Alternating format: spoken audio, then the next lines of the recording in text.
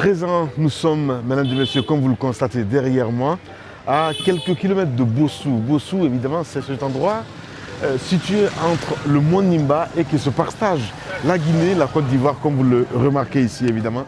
La Côte d'Ivoire, c'est de l'autre côté si vous voulez partir, le Libéria, c'est de l'autre côté. Donc nous allons essayer de faire un saut du côté de Bossou, une manière de comprendre, de savoir comment ça se passe, évidemment, dans ces localités. Et si c'était ça le bonheur, un quête de bonheur sur l'espace terre.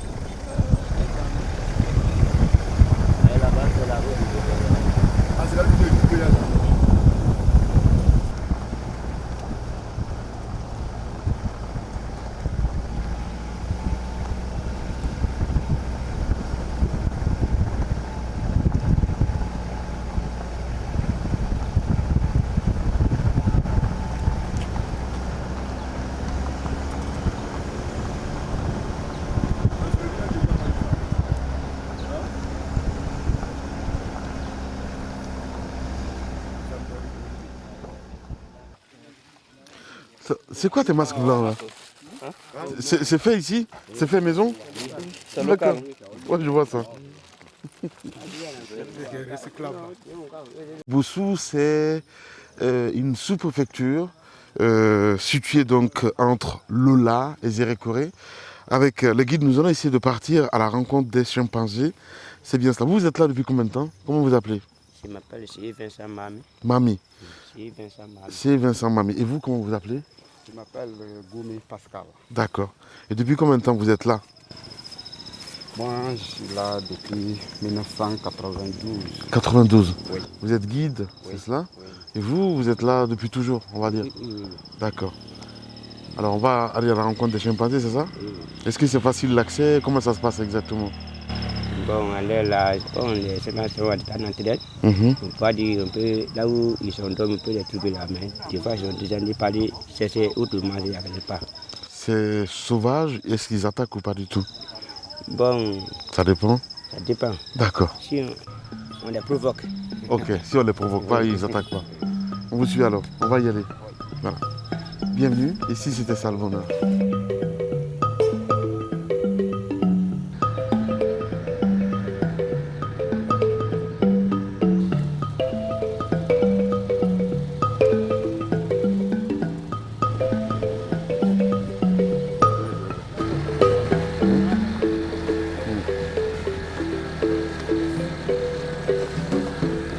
Carrément, hein.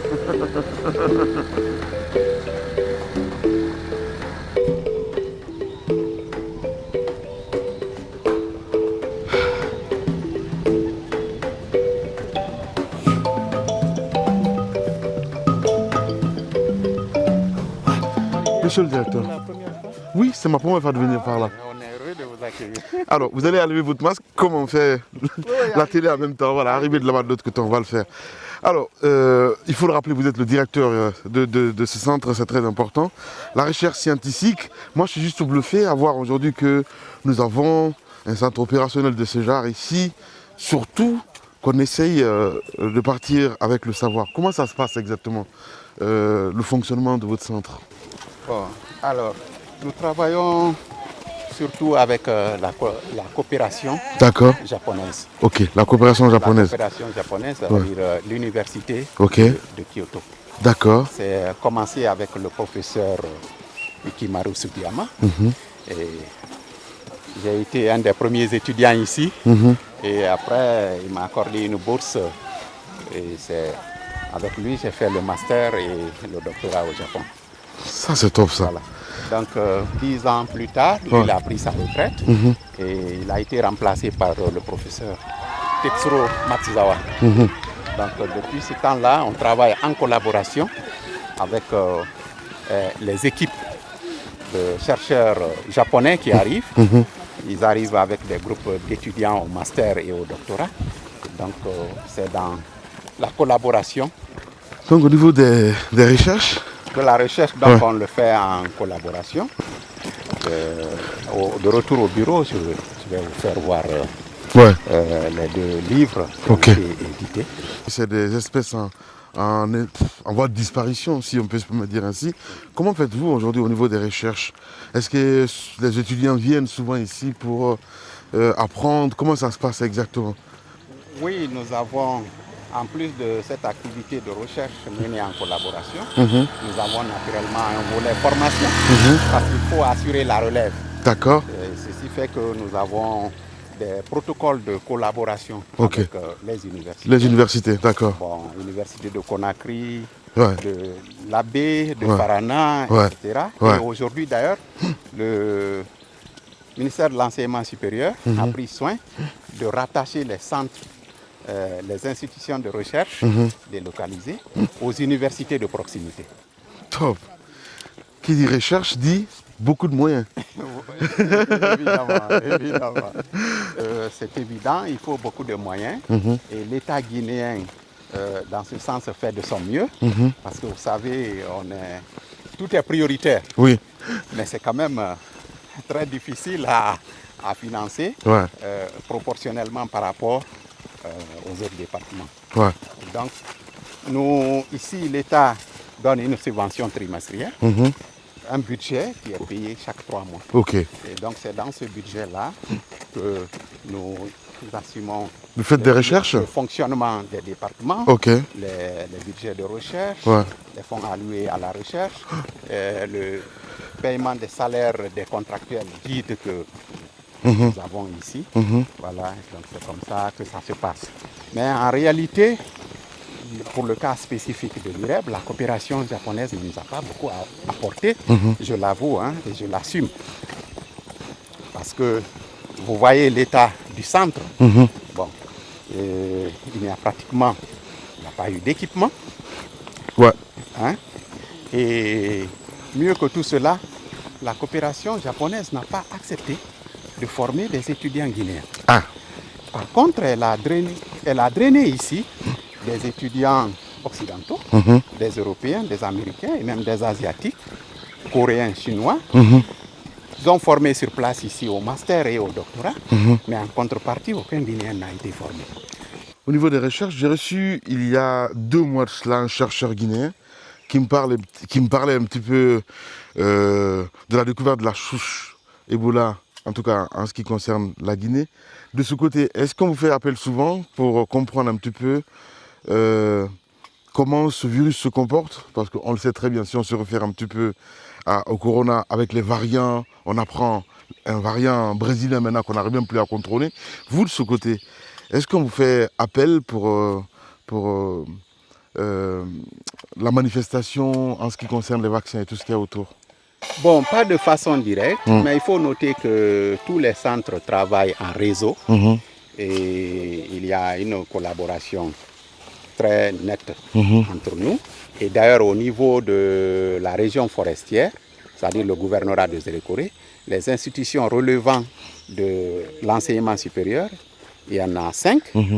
Il y a un conseil qui est créé, le conseil des centres de recherche de la région forestière, dans lequel conseil on se retrouve pour échanger très souvent, très régulièrement.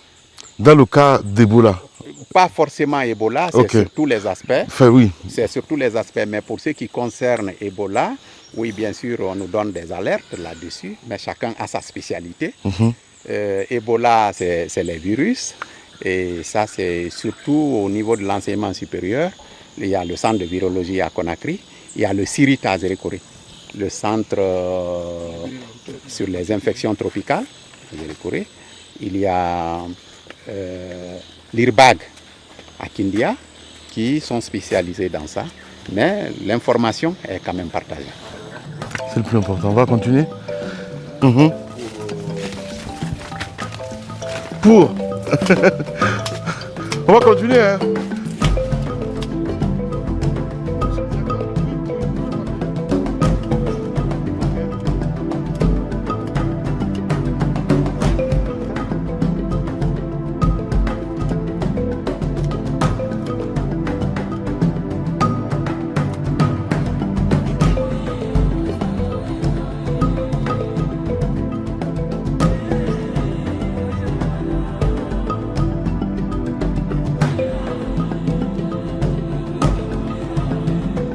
Nous sommes maintenant dans la forêt de Bossou, hein, c'est ça?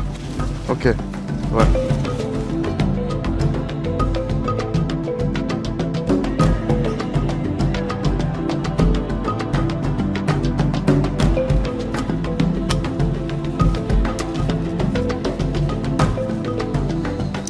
Est-ce que vous savez, il y a combien de chimpanzés ici? Je veux dire, c'est recensé ou pas du tout? Il y a un recensement dans ce sens-là ou pas? Oui, oui, bien sûr, ils sont connus depuis le départ. Oui. Et il y a un monitoring qui se fait. L'état de santé des chimpanzés qui est là, qui n'est pas là. D'accord. Ce programme-là continue jusqu'aujourd'hui. Évidemment, avec la pandémie, nous avons essayé de réduire la fréquence sur le terrain pour mitiger les risques de contamination. D'accord. Le nombre aujourd'hui ici? Le nombre aujourd'hui, nous allons dire 7. 7, carrément. Depuis un certain temps, on n'arrive pas à retrouver Yo, hein, la femelle la plus vieille. Oui. On n'arrive pas à retrouver Yo. Ok. Et aussi le nouveau-né chimpanzé aussi qui n'est pas retrouvé. Waouh. Alors, il y a des braconniers dans le coin ou pas du tout? Non, ici il y a pas, disons, il n'y a pas de braconniers. Ah. Parce que il n'y a pas de chasse dirigée sur les chimpanzés. Top. Que les villageois considèrent les chimpanzés comme... Je vois. Ok. Ah, c'est bien ça.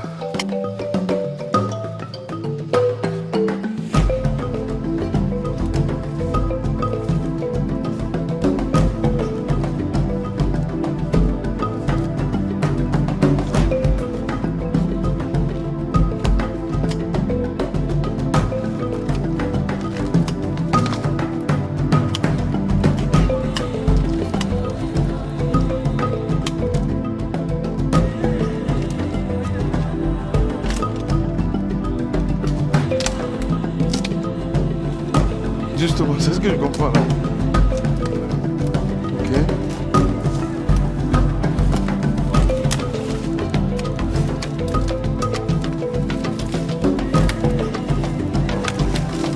Attention.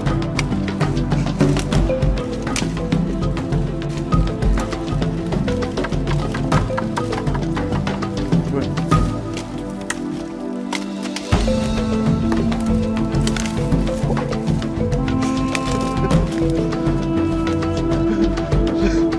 Mais il y a une particularité quand même.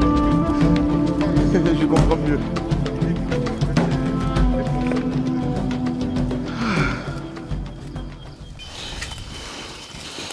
Se déplace tous les jours d'un endroit à un autre.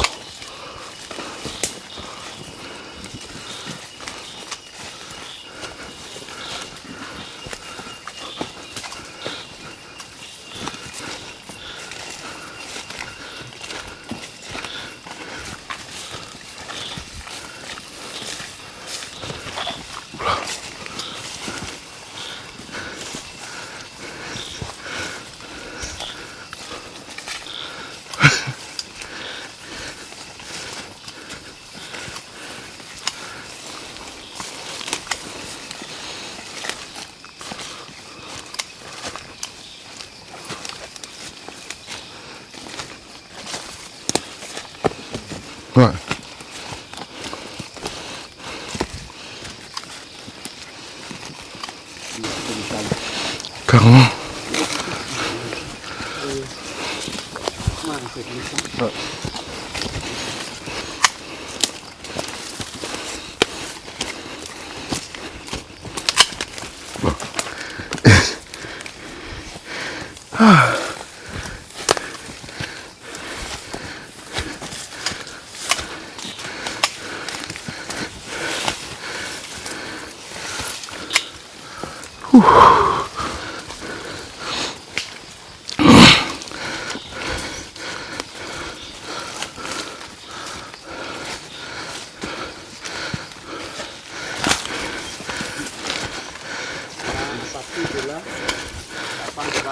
S'élever progressivement. Waouh.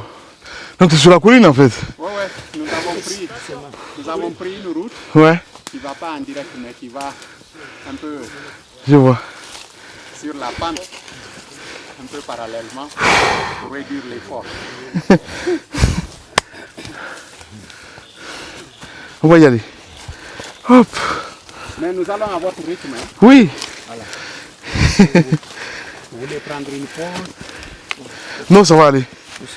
Je pense que ça va aller. J'ai vu pire. Ah, d'accord. Avec le mont, je ne sais où, de Kambadaga. Au Fouta.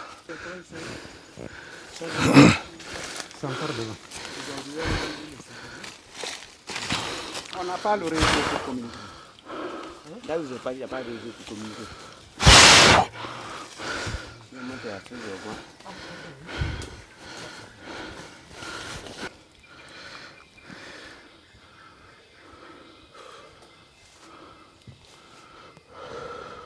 Le filmage de l'année passée, c'était ici. Ok. Exactement ici.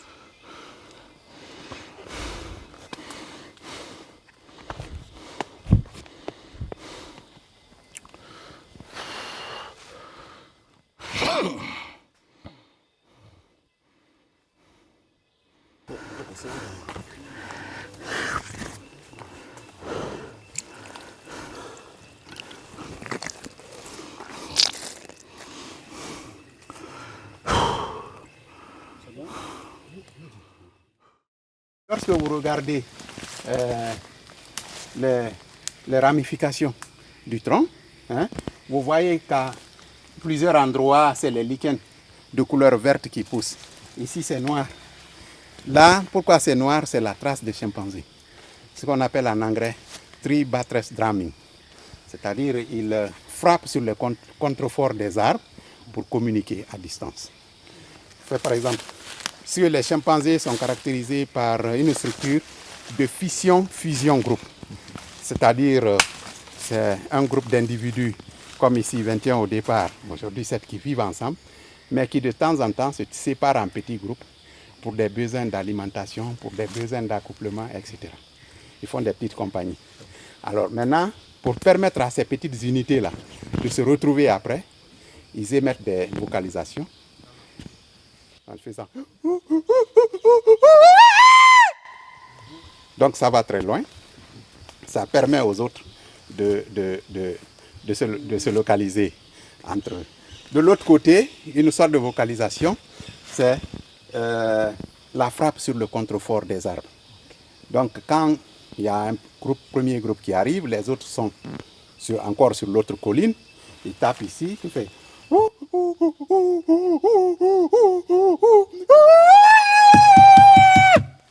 Mais quand c'est le chimpanzé qui tape, ça résonne très fort, on l'entend même à l'institut là-bas. Parce qu'il tape avec les talons. Il tape avec les talons et le son est répercuté à des kilomètres.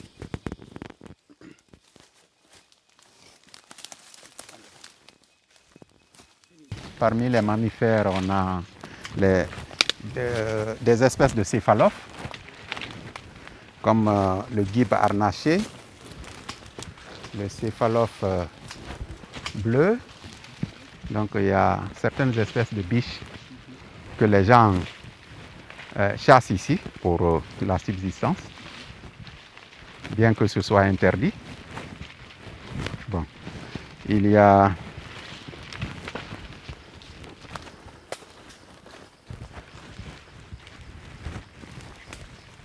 aussi des primates nocturnes, des singes nocturnes. Il y a 2 espèces, c'est le galago et le poteau. Mais ça, c'est des tout petits singes qui ne font même pas la dimension d'un... C'est comme un petit chaton. Voilà, mais qu'on a peu de chance de voir la journée parce que c'est la nuit qu'ils se mettent en mouvement. À moins que occasionnellement vous trouvez, comme j'ai eu l'opportunité de le voir, le galago dans son nid avec ses petits, mon gay là-bas.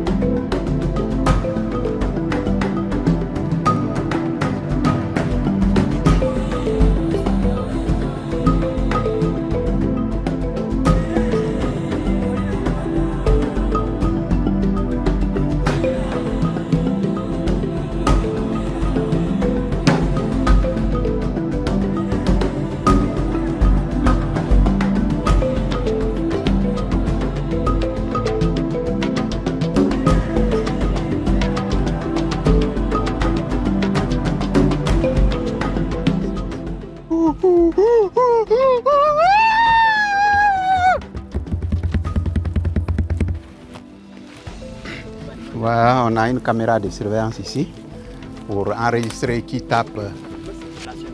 Non, il y a quelques-unes, quelques caméras. Il y avait 6 ici au départ.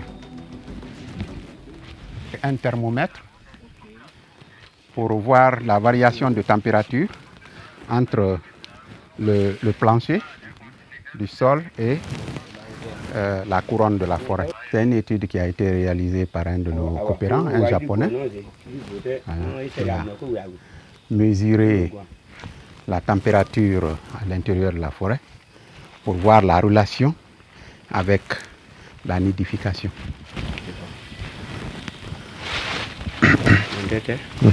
Bon, ils ont parlé, ils sont de l'autre côté, mais n'ont pas vu encore parler.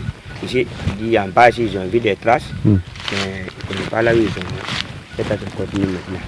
Je dis, bon, comme ça, je vais laisser ici, moi, je vais un peu fouiller en bas. En bas, et ils vont regarder par là. Oui. Ok, d'accord.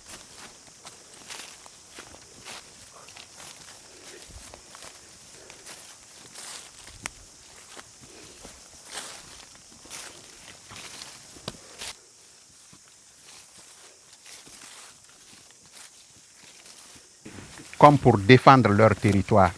Donc quand il y a un nouveau visage qui n'est pas connu, qui n'est pas celui des guides ou des chercheurs qui sont familiers avec eux sur le terrain, alors ils se dirigent vers eux. Quelquefois même, il y a même des cas d'attaque, non? Il y a même des cas d'attaque, c'est un peu comme pour dire, ici c'est chez nous, qu'est-ce que vous venez faire là? Alors pour gérer ça, quand il y a de nouveaux visages, on prend toujours soin de faire encadrer par les guides, soit 2 guides devant, 2 guides derrière. Quand les guides sont là, même quand c'est face aux chimpanzés, ils restent calmes. Donc c'est ce que nous faisons pour les touristes aussi. Quand les touristes arrivent, on les fait toujours encadrer par les guides. Mais lorsque quelqu'un décide de son propre chef de venir dans la forêt comme ça, sans passer par les guides, il court quand même des risques. Vous notez qu'il y a des pieds de palmiers à l'intérieur de la forêt. C'est des pieds qui produisent et les noix issues de ces palmiers-là sont récupérées pour être concassées par les chimpanzés. Il faut qu'on arrive maintenant, sinon on risque de rendre des missions.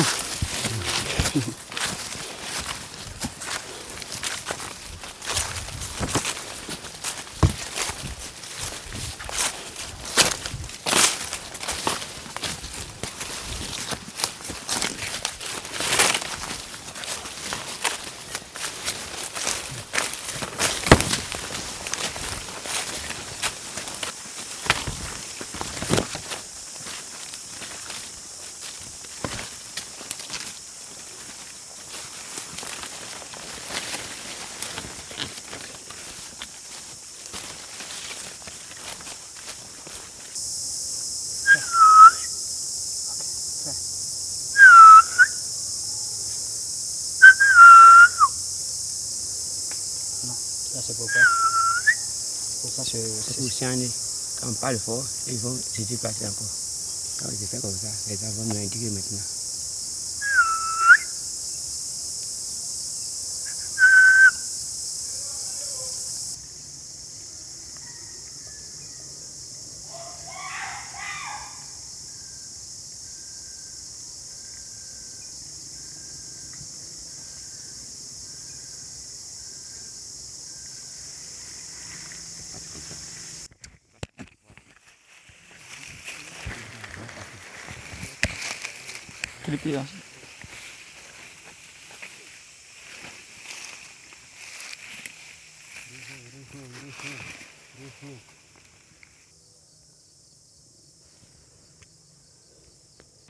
Ce qui les rend si différents des autres, c'est d'abord le fait de vivre en harmonie avec les hommes.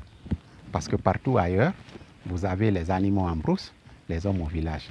Mais c'est seulement à Bossou où vous trouvez des hommes vivant sur le même territoire avec les chimpanzés, parce que c'est un territoire imbriqué, et ils se partagent les ressources de la même forêt, sans heurts. Ça, c'est seulement à Bossou. Ça, c'est une caractéristique unique. Ça, c'est dû au fait qu'ils pensent que c'est leur grand-père.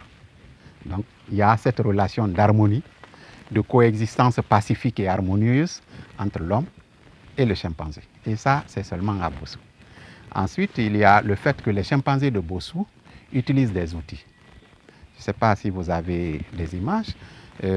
Ici, il y a le palmier à huile qui produit de la noix. Hein, et l'amande, non pas l'amande, la pulpe qui produit l'huile rouge est mangée, aussi bien par l'homme que par le chimpanzé. Mais il y a l'amande qui est écrasée et qui produit encore une autre huile qui est utilisée aussi bien dans la cuisine que dans la saponification. Les chimpanzés aussi, puisque cette noix est très dure, elle ne peut pas être ouverte par la dent, ils utilisent des pierres pour taper dessus et concasser, afin de manger l'amande. Voilà, afin de manger l'amande.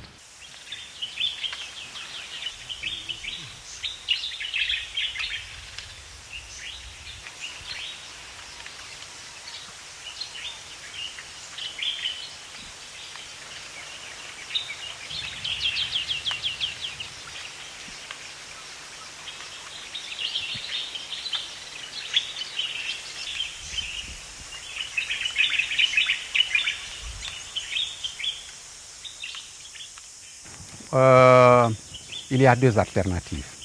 La première, c'est faire en sorte que le groupe de chimpanzés de Bossou puisse échanger les membres avec les communautés voisines.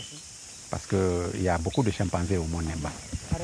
Rien que sur le flanc nord, c'est-à-dire le côté qui nous fait face ici, à vol d'oiseau, c'est 4 km.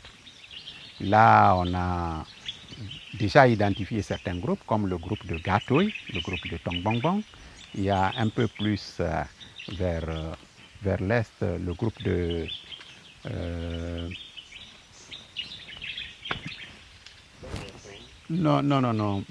vers Bakore là. Zugepo. Voilà, le groupe de Zugepo. Donc il y a beaucoup de chimpanzés au Mont Nimba et la présence est signalée tout autour de la chaîne jusque du côté de Zor. Et nous avons aussi des collaborateurs qui travaillent dans le cadre de la conservation transfrontalière, côté Libéria. Donc là, on sait que dans beaucoup de villages comme à Polé, il y a des chimpanzés. Ce n'est pas très loin d'ici. Donc si les chimpanzés sont capables d'échanger les membres, que les femelles partent de l'autre côté et que les femelles de ces groupes-là viennent ici et pourront se reproduire, donner des enfants qui vont rétablir la dynamique sociale du groupe. Et donc ça, c'est un facteur primordial. Et c'est ce que nous essayons de résoudre en faisant le couloir de migration qu'on appelle Colidor, qu'on va vous montrer. Bon, mais ça va prendre encore beaucoup de temps, parce que quand vous plantez un arbre, surtout un arbre naturel, le temps que ça se développe, que ça fasse la forêt, il faut compter encore beaucoup d'années, alors qu'ici, la population est déjà vieillissante. Si vous prenez Yo, qu'on ne retrouve pas, c'est la soixantaine. Fana, c'est la soixantaine. Jiré, c'est la soixantaine. Bon, les mâles relativement bien. Il y a 3 mâles qui se portent encore bien, mais les femelles sont déjà vieillissantes. Alors, le temps de bâtir le corridor, qu'il y ait échange de membres, est-ce qu'il ne sera pas trop tard pour le groupe de Bossou? Mais on s'y accroche, on a de l'espoir. L'autre alternative, c'est l'éventualité d'inclure ou d'apporter ici à Bossou des femelles chimpanzés qu'on aurait capturées ailleurs. Comme au parc du Haut-Niger, il y a des chimpanzés. Il y a d'ailleurs à travers la Guinée un peu partout des chimpanzés. Au Fouta, c'est là qu'il y a d'ailleurs le plus grand nombre. Donc si on pouvait éventuellement apporter 2 jeunes femelles chimpanzés, basées sur la loi de l'immigration des femelles entre les groupes, nous espérons que ces femelles-là pouvaient être acceptées dans le groupe et contribuer à produire des enfants. Ce sont les 2 alternatives. Mais cette deuxième alternative pose beaucoup de problèmes parce qu'il y a les conservationnistes qui pensent comme nos collaborateurs de Kupri, de l'université de Kyoto du Japon, qui pensent que c'est un groupe naturel qu'on n'a pas nourri, qui a vécu dans les conditions naturelles. Et comme chacun a sa destinée, tout comme l'homme, on naît, on se développe, on se reproduit, on vieillit, on meurt. Donc ils estiment que cette communauté aussi est en train de subir sa destinée. Elle s'est développée, elle a atteint son apogée et maintenant c'est le déclin. Donc il y a beaucoup de groupes de ce genre qui sont opposés à l'idée d'introduire des femelles. D'autres par contre, comme moi, nous pensons que perdre un groupe comme ça, c'est perdre une culture animale unique, spécifique au monde, et qu'il serait important qu'on puisse maintenir le groupe dans le temps pour que cette tradition d'usage d'outils puisse être transmise de génération en génération.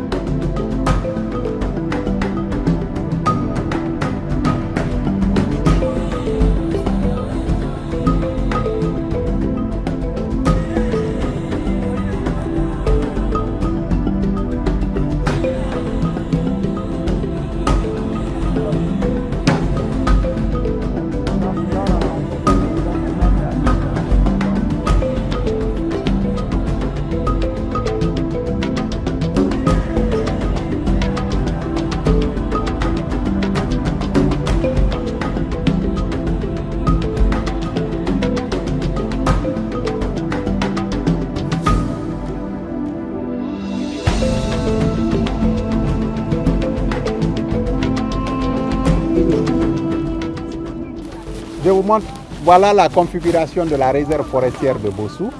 Elle fait 320 hectares, composée de 4 sommets. Le premier sommet, c'est le mont Bang, d'où nous venons. Ensuite, par là, vous avez le mont Gay, voilà, qui abrite la base vie de l'IREP. Et là, le troisième sommet, ça c'est Boton. Et au fond là-bas, vous avez Oyaton. Donc vous voyez, la réserve forestière cercle le village. Ça entoure le village. Le village au milieu, la réserve forestière autour, et les hommes et les chimpanzés se partagent ce même territoire et les ressources qui s'y trouvent.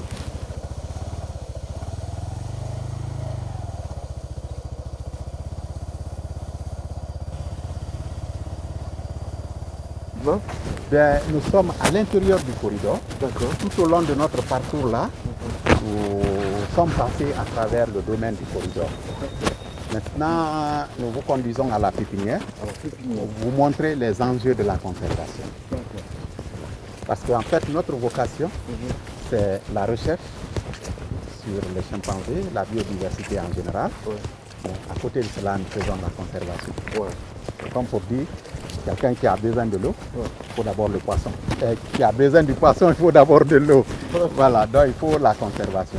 Mais la conservation aussi, pour qu'elle soit durable et efficace, il faut qu'elle associe les communautés environnantes aux enjeux de la conservation.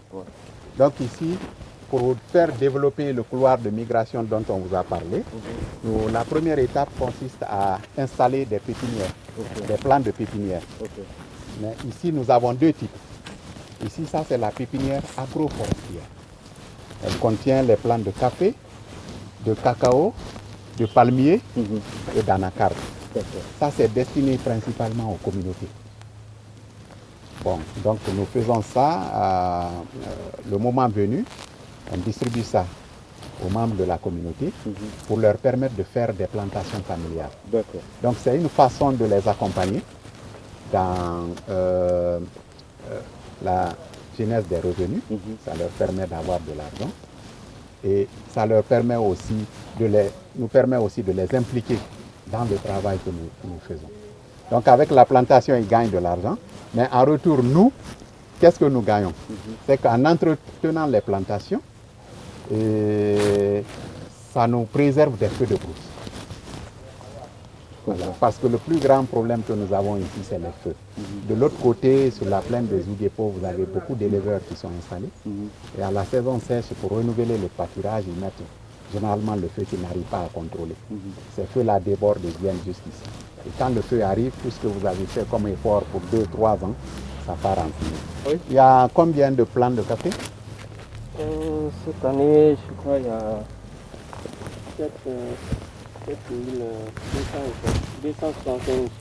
7275 plants de café. Et en palmier?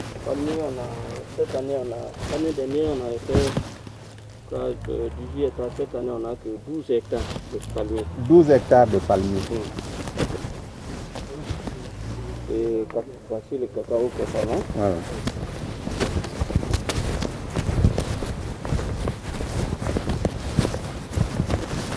Voilà, ça c'est le cacao. Et ici c'est l'anacarde.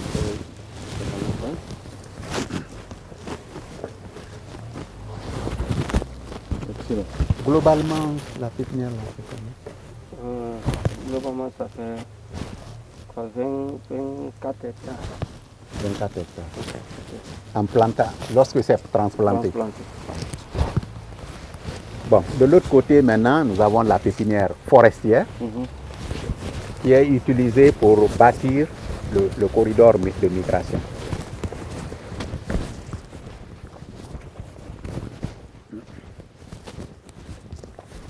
Au bout de 4-5 ans, on aura fini avec le reboisement du corridor. Donc, juste à côté ici, pas très loin, bon, c'est peut-être difficile d'aller pour vous, on a la ceinture de pare-feu, large de 10 mètres, que nous installons pour protéger notre domaine des feux de brousse. Et en plus de ce pare-feu, nous concertons souvent avec la communauté qu'on a organisé en brigade de lutte contre les feux de brousse. C'est à cette communauté d'ailleurs que c'est destiné la plantation agroforestière. D'accord. Pour les encourager. Voilà, pour les encourager. Donc en saison sèche, dès qu'il y a le feu, dès qu'on sent une colonne de fumée en l'air, l'alerte est donnée, tout le monde se regroupe, on vient pour essayer de contrôler. C'est ce que nous faisons, recherche, conservation. Mais la conservation là aussi naturellement est accompagnée d'éducation environnementale. Il faut souvent faire des réunions de sensibilisation avec la communauté pour leur expliquer le bien fondé de la conservation. Ce n'est pas seulement les priver de leur terre et de leur forêt, mais que la forêt qui est là, c'est pour elles-mêmes, et ça constitue leurs ressources naturelles qui doivent en principe eux-mêmes préserver. Nous sommes là pour les accompagner. Donc c'est ça le contenu de l'éducation environnementale ou de la sensibilisation. Naturellement, il y a un dernier volet. Vous savez, quand la nature est bien conservée, c'est la beauté, c'est l'attrait. Ça attire les touristes. Il y a des touristes qui arrivent ici qui payent 500 000 francs pour voir les chimpanzés. Donc, la forêt et les chimpanzés.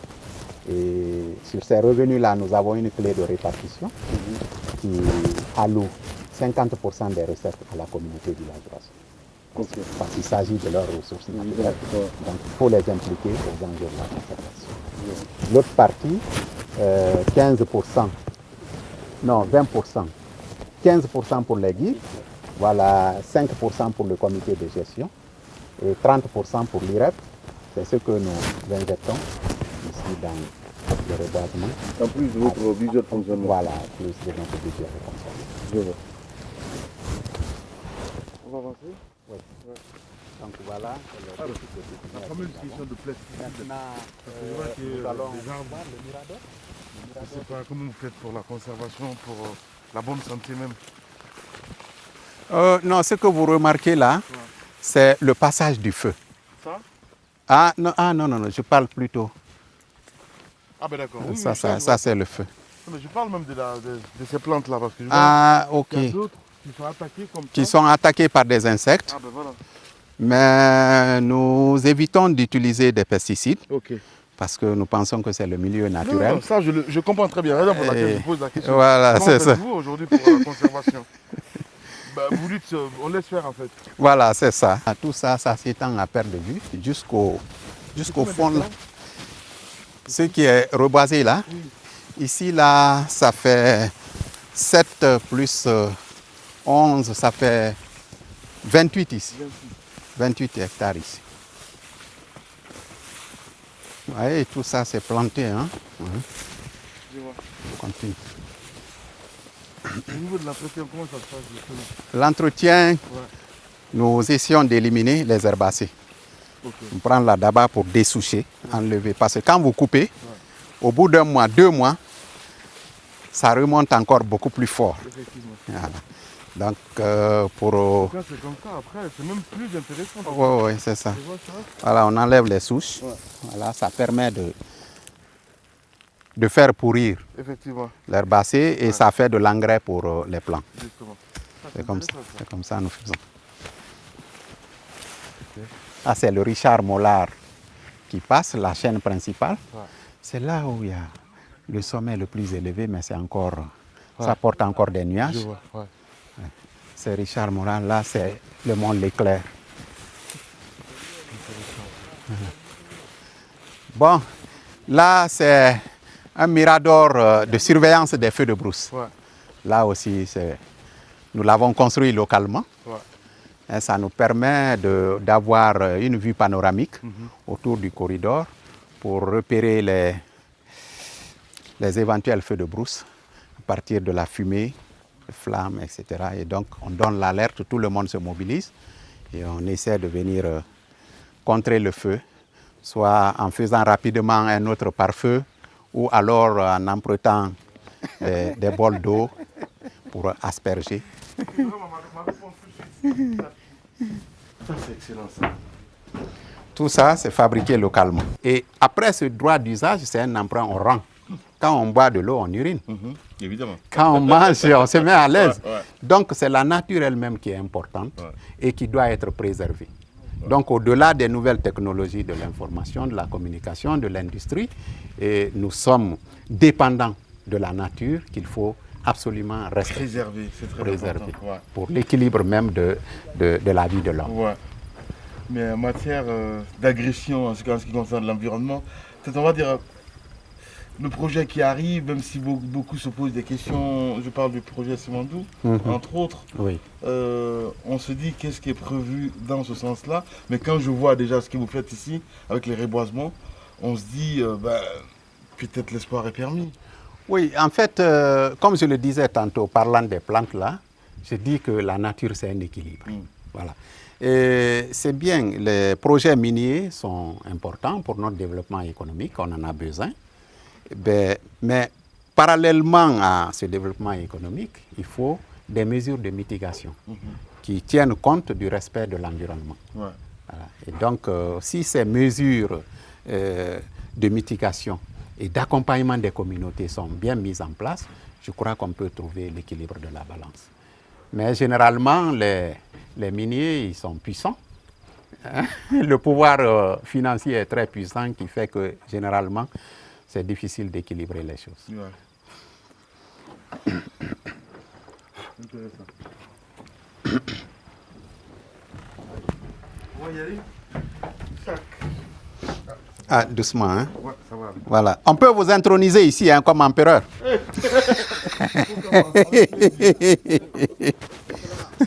Comme empereur de la forêt. Ouais. Donc, cette rivière-là, ici, c'est encore une rivière. Le lit n'est pas grand. Mais à mesure que ça reçoit les affluents en aval, le lit grossit pour devenir un grand fleuve en Côte d'Ivoire.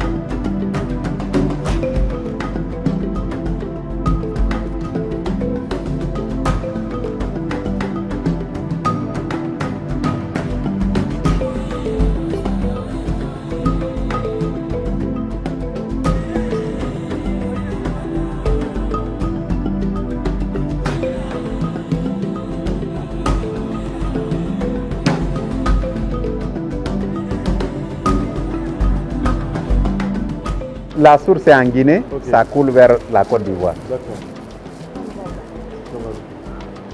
Ça prend sa source au Mont Nemba.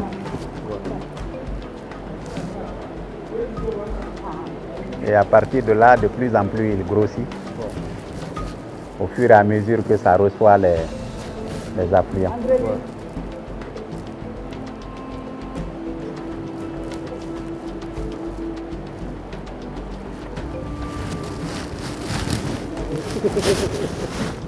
Enfin, non, mais c'est plus que merveille, en fait.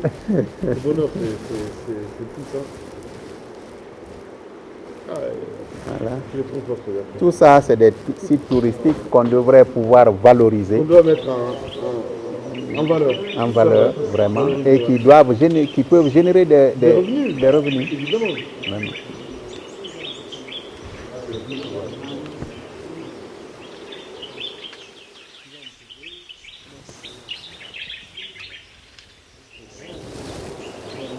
Les voitures passent dessus,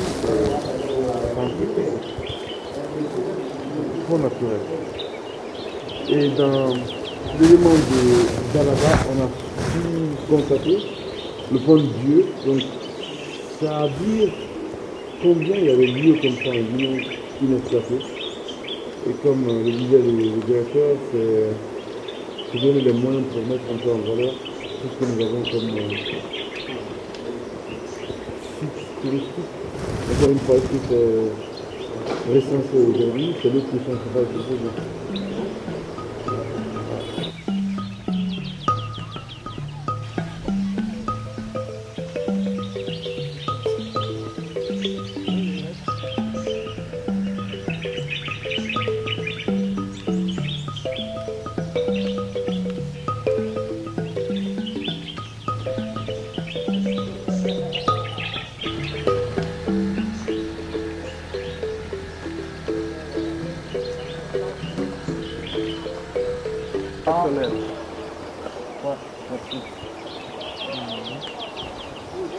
On y va?